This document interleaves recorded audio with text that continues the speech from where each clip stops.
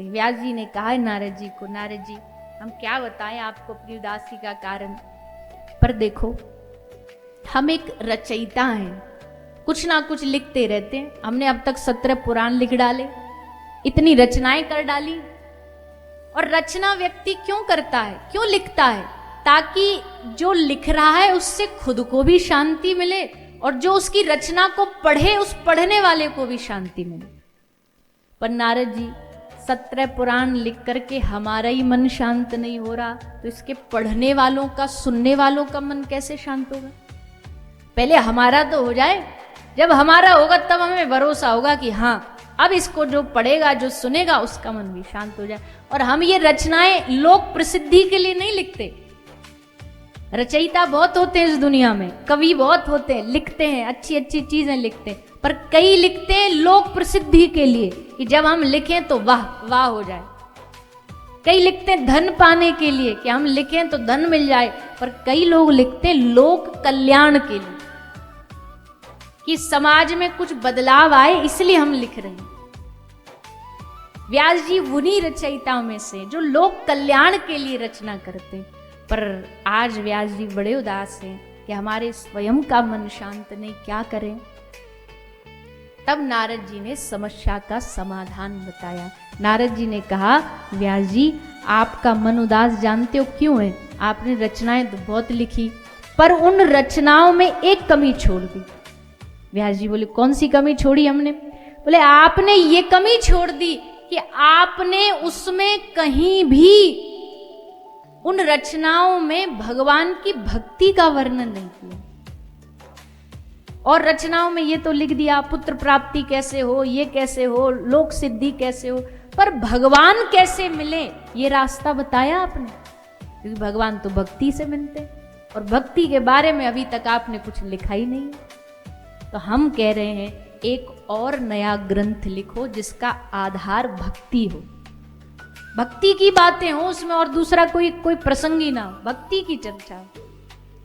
व्यास जी बोले, अभी तो हमारे दिमाग में कुछ आ नहीं रहा, शुरुआत कैसे करें?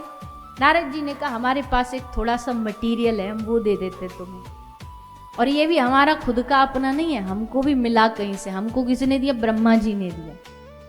ब्रह्मा जी ने इनको 4 श्लोक दिए थे नारद जी को। नारद जी ने अपनी पूरी पूर्व जन्म की कथा सुनाई है, कैसे हम पूर्व जन्म में संतों के संग के कारण हमारे हृदय में भक्ति उत्पन्न हो गई।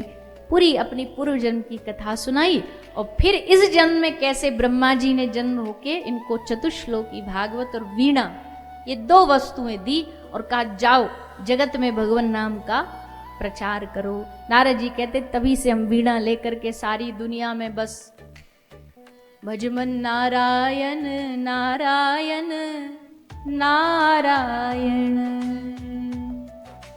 श्रीमन नारायण नारायण नारायण, श्रीमन नारायण नारायण नारायण, श्रीमन नारायण नारायण नारायण, श्रीमन नारायण नारायण नारायण।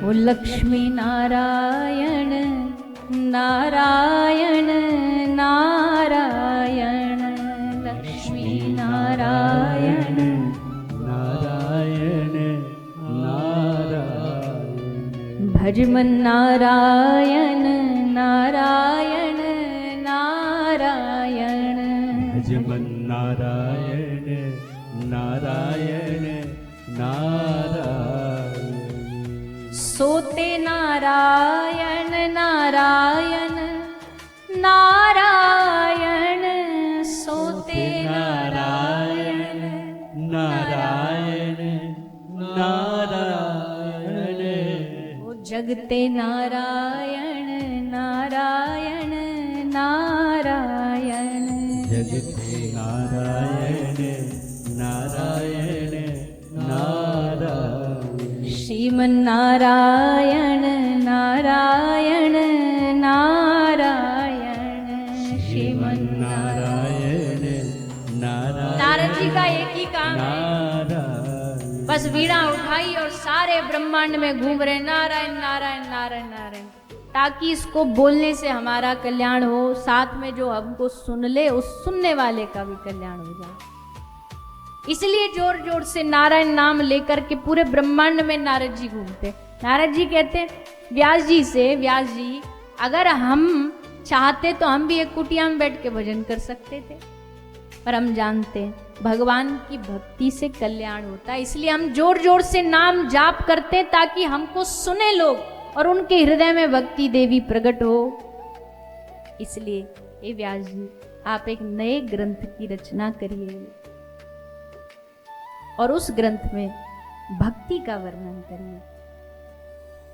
तब श्री व्यास जी महाराज ने मन बनाया और समाधि में बैठ गए और उन 4 श्लोकों का विस्तार करके 18,000 श्लोक की ये श्रीमद् भागवत पुराण की रचना करी।